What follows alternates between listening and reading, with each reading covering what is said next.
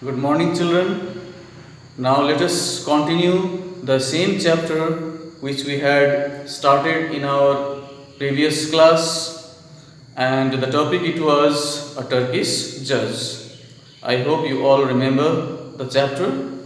Now today we will learn from page number 46. Open your books and pay attention.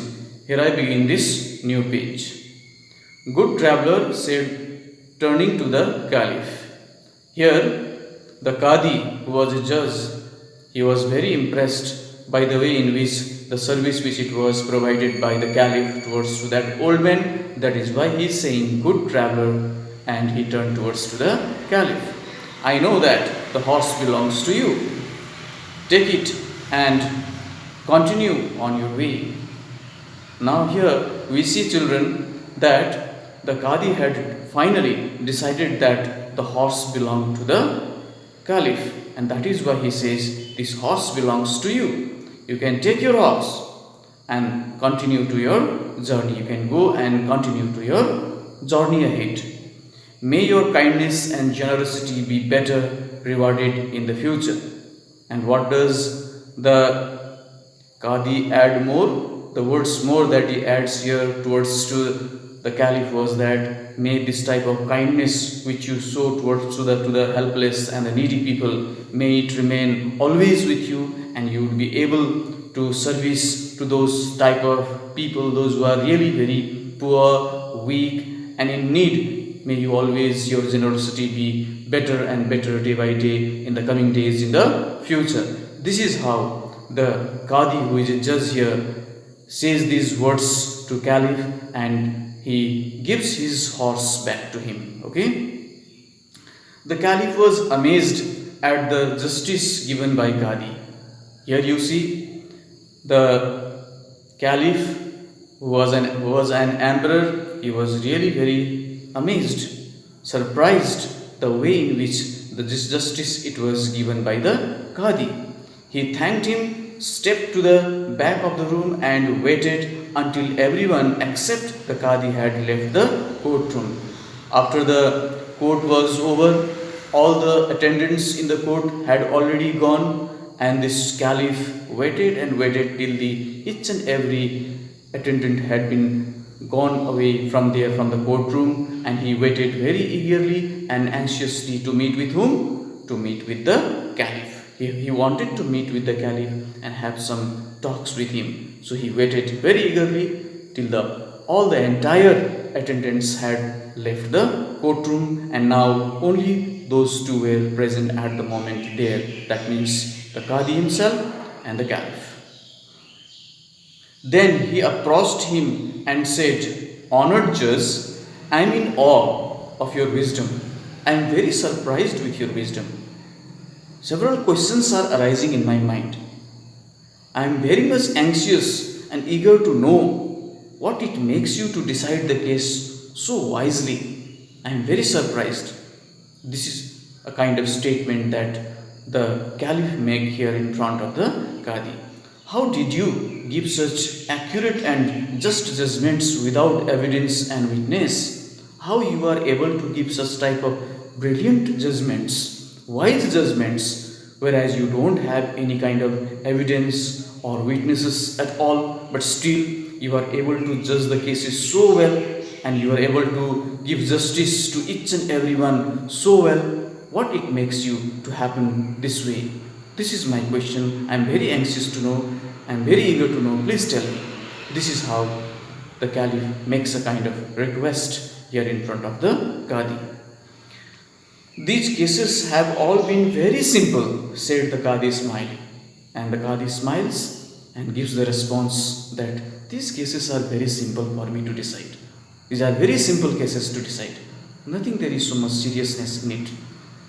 It is very simple to decide this type of cases. Did you not hear the oil merchant say that he had carried that piece of gold for many years? As you had already listened how that gold merchant, did you not hear the oil merchant?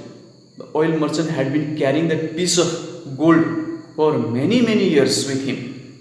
He himself was the oil merchant, and being oil merchant, always he used to deal with oils and all for selling and purchasing and buying and using, So all the time he was involved with oils and oils only, and he said that always he used to carry that gold coin with him for many years. I put the gold coin into a glass of clear water. So very simple thing that I did. Who is saying this? The Qadi is saying what he did. Just he took that gold coin and he put the gold coin inside a plain glass of water. So tiny drops of oil came up to the surface. When he did this type of experimentation, what it happened? Tiny droplets of oil, it came onto the surface of the water, the glass of water. Okay, that proved to me beyond doubt that the coin belonged to the oil merchant. This gave me sufficient enough a kind of proof that this gold coin undoubtedly belonged to whom? Certainly it belonged to that oil merchant himself. That is why it was very simple for me to take a decision, and that is what I did too. I handed over the gold coin to whom? To that oil merchant. So this is how the case was decided. The first case was decided. Now next, that is very clever indeed, said the Caliph, but do tell me how you knew that the book of learning belonged to the writer. Very amazing, very surprising how intelligently you decided this case, but still there is a question in my mind. How you were able to decide that case that the book of learning belonged to the writer? How it was possible to decide this? Please tell. This is how now the Caliph, once again, he was very eager to know about the solution of this case. Then the Qadi once again now goes ahead with his answer here. That case was also quite easy to settle, replied the Qadi. On looking closely at the book, I found that the pages most used were those on which the duties of writers and scholars were written. The book belonged to the writer. This case was much more simpler to me to decide. Why? Because when I turned over the pages and when I reached to that particular point where the various names of those, I found that the pages most used were those on which the duties of writers and scholars were written. That particular page where the duties of the writers and the scholars were written, and among them one of the name was the name of that writer. So in this way it made me much more simpler to decide this case too. This book really belonged to that writer himself. So I decided the case and then I handed over the book to the right owner of this book. So this is how the second case was also very wisely decided by the Qadi, which here the Caliph was listening and was knowing so well about the intelligence of this Qadi, who is a judge in this region. Okay. Now let us move towards to the next paragraph, children. Your judgment is most wise, exclaimed the Caliph in admiration. The Caliph was really impressed by the way in which the Qadi had given his judgments. That is why he says, your judgments are really very wise. I am very happy, I am very impressed the way in which you are giving your judgments. This is how the Caliph had admired the judgments of Qadi. But how could you tell the horse was rightfully mine? But still that question is inside my mind. How you are able to decide the case of ours too? How you decided that this horse belonged to me? It's mine. How it is possible? How you decide this case? I am really very curious to know about your decision, the way in which you have decided. This is how the Caliph now asks to Qadi about the decision made in their own case now here. Last night I had your horse put in my stable. Just last night itself I had put your horse inside the stable. stable where the horses are kept. Both you and the old man would have to pass the stable on your way to court. Before you reach to the court, both you as well as that old man had to pass right in front of that stable before you reach to the courtroom.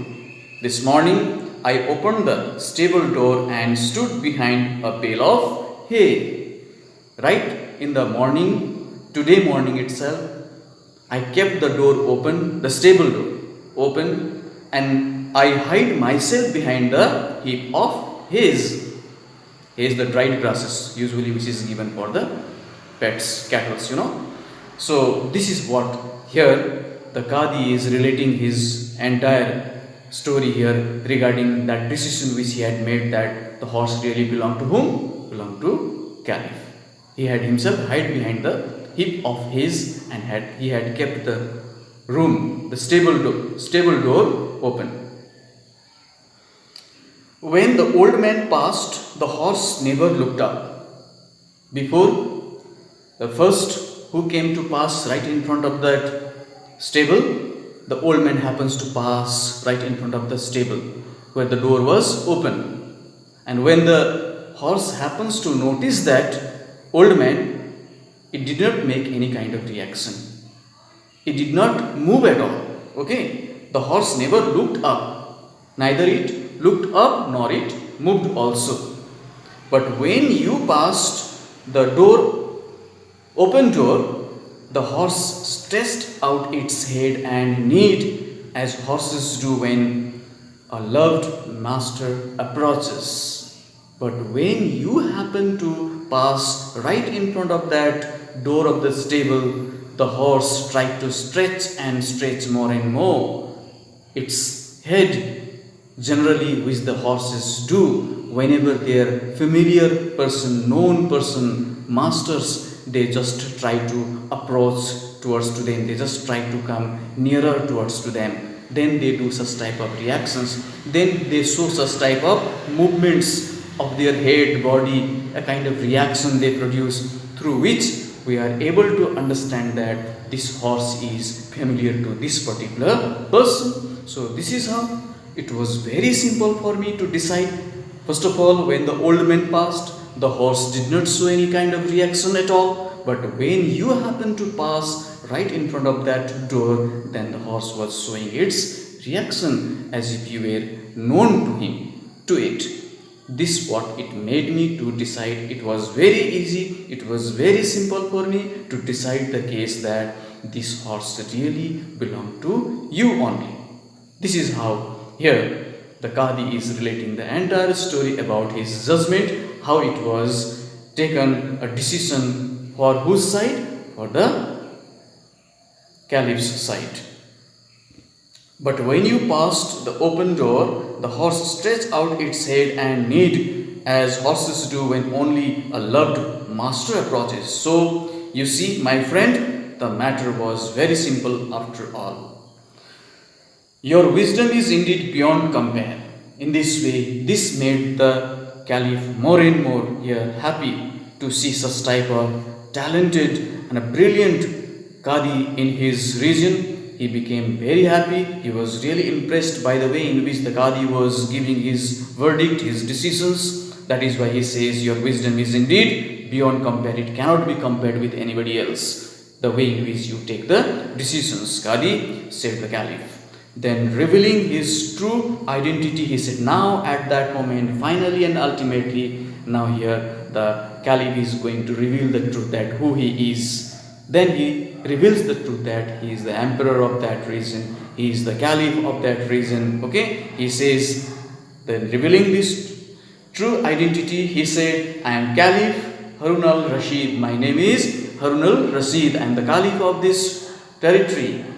Honest judge, I now make you the Grand Qadi of Al-Baghdad. From today onwards, I am so impressed with your work. I am so happy with your work. I am so satisfied the way in which you take the decisions and decide the cases of the poor and needy people. So from today onwards, I also take a decision that you are not only the Qadi of this small territory now, what you are going to become in future. Now I appoint you to be one of the grand Qadi of all Baghdad. From today onwards, you become a very grand Qadi. Very big honor it was given to him. Because of his such type of talented and brilliant works, he was made the grand Qadi of all Baghdad. It is taken from a folktale from Turkey, name of the book. So in this way, we come to the conclusion of this chapter, very interesting chapter, children. I suppose you might have all enjoyed the chapter very well, and if so, it is very good. So in our next class, we will be performing our various exercises, as well as we will be doing the questions answers. Till then, goodbye all of you, and take care.